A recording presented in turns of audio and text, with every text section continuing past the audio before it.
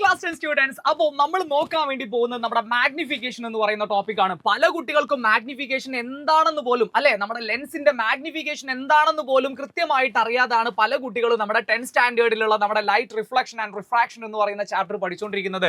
So വളരെ എളുപ്പത്തിൽ പറ്റും. എന്താണ് മക്കളെ ശരിക്കും ഈ മാഗ്നിഫിക്കേഷൻ എന്ന് പറയുന്നത്? വളരെ സിമ്പിൾ ആയിട്ട് നമ്മൾ പറയുകയാണെന്നുണ്ടെങ്കിൽ, there is a man, അയാളുടെ ഹൈറ്റ് എന്ന് പറയുന്നത്, ഇങ്ങനൊരു മാൻ ഉണ്ടോ എന്ന് എനിക്കറിയില്ല, 100 മീറ്റർ ആണ്.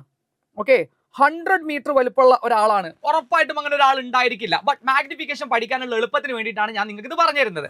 വേറൊരാളുണ്ട്, അയാളുടെ ഹൈറ്റ് എന്ന് പറയുന്നത്, yes, height of the second person is 50 meters. 50 meters. So ഒരു പ്രാക്ടിക്കാലിറ്റി ഇല്ലാത്ത യൂണിറ്റ് ആണ് സർ ഇപ്പോൾ പറയുന്നത്. 100 മീറ്ററും 50 മീറ്ററും ഒക്കെ ജസ്റ്റ് ഫോർ എന്താണ് ഈ കോൺസെപ്റ്റ് പഠിക്കാൻ വേണ്ടി മാത്രമാണ്. അപ്പോൾ നമുക്കറിയാം ഈ രണ്ടുപേരുടെ ഹൈറ്റും തമ്മിൽ നമ്മളൊന്ന് കമ്പയർ ചെയ്ത് നോക്കുകയാണെന്നുണ്ടെങ്കിൽ നമുക്ക് പറയാൻ വേണ്ടി പറ്റും. സിംപ്ലി നമ്മളൊന്ന് പറയാണ് 100 divided by 50 which is equal to നമുക്ക് പറയാൻ വേണ്ടി പറ്റും that is 2, right? 2 എന്ന് പറയാൻ വേണ്ടി പറ്റും. What is this 2? ഈ 2 എന്ന് പറയുന്നത് എന്താണ്?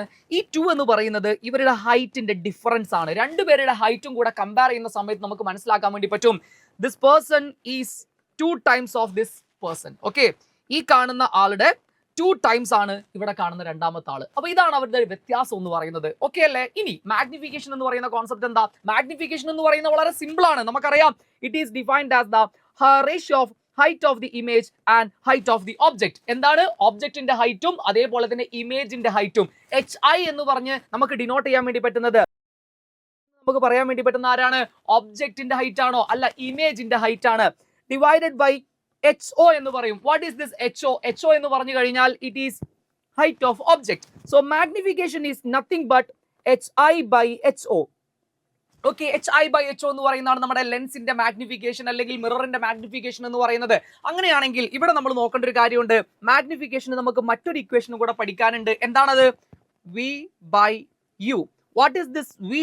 V എന്ന് പറഞ്ഞു കഴിഞ്ഞാൽ it is image distance and what is U? It's object distance. So V by U എന്ന് പറയുന്നതാണ് നമ്മളുടെ മാഗ്നിഫിക്കേഷന്റെ മറ്റൊരു ഇക്വേഷൻ. ഇനി ഇത് രണ്ടും പഠിച്ചു കഴിഞ്ഞാൽ നിങ്ങൾക്കുള്ളൊരു ടിപ്പും കൂടെ സാർ പറഞ്ഞു തരാം. നമുക്കറിയാം മാഗ്നിഫിക്കേഷന്റെ കേസിലേക്ക് നമ്മൾ വരികയാണെങ്കിൽ മാഗ്നിഫിക്കേഷൻ ഒന്നെങ്കിൽ എന്താവാം? ഒരു പോസിറ്റീവ് വാല്യൂ ആവാം അല്ലെങ്കിൽ ഒരു നെഗറ്റീവ് വാല്യൂ ആവാം.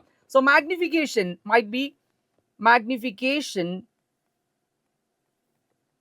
ഒന്നെങ്കിൽ അത് പോസിറ്റീവ് ആകാം അല്ലെങ്കിൽ അത് എന്തായിരിക്കാം? നെഗറ്റീവ് ആയിരിക്കാം. ഫോർ യുവർ നോളജ് സാർ പറഞ്ഞു തരാണ്, മാഗ്നിഫിക്കേഷൻ പോസിറ്റീവ് ആണെങ്കിൽ നമുക്ക് പറയാൻ പറ്റണം അതെന്താണ്? വെർച്വൽ ആണ്, അല്ലെ? വെർച്വൽ ആണ്. ഇമേജ് എന്തായിരിക്കും? വെർച്വൽ ആണ്. And what if magnification become negative? It's real. So it's real. So ഇത് നിങ്ങൾ ഓർത്തു വെക്കണം. മാഗ്നിഫിക്കേഷൻ നെഗറ്റീവ് ആണെങ്കിൽ the image must be real and if magnification positive ആണെങ്കിൽ image must be virtual. So മാഗ്നിഫിക്കേഷനുമായി ബന്ധപ്പെട്ടിട്ടുള്ള ഈ ഇമ്പോർട്ടന്റ് ആയിട്ടുള്ള ഒരു നോട്ട് നിങ്ങൾ എന്ത് ചെയ്യുക? വളരെ കുറഞ്ഞ സമയം കൊണ്ട് നമ്മൾ പറയുന്ന ഒരു കാര്യമാണ്. സോ ഇമ്പോർട്ടന്റ് ആയിട്ടുള്ള നോട്ട് നിങ്ങൾക്ക് എക്സാമിന് ഉറപ്പായിട്ടും യൂസ്ഫുൾ ആയിരിക്കും. സോ ഇതുപോലത്തെ യൂസ്ഫുൾ ആയിട്ടുള്ള വീഡിയോസ് കിട്ടാൻ വേണ്ടിയിട്ട് നമ്മുടെ ചാനൽ ഒന്ന് സബ്സ്ക്രൈബ് ചെയ്യുക കൂടെ. അതുപോലെ തന്നെ നിങ്ങൾക്ക് നമ്മുടെ ഈ പറയുന്ന സയൻസിൽ നമുക്ക് ഏറ്റവും ടഫ് ആയിട്ടുള്ള ചാപ്റ്റേഴ്സ് ഏതൊക്കെയാണെന്നുള്ളത് നിങ്ങളൊന്ന് ഈ വീഡിയോയുടെ താഴെ കമന്റ് ചെയ്യുക. ഓക്കെ, അപ്പൊ നമുക്ക് അടുത്ത വീഡിയോ ആയിട്ട് കാണാം.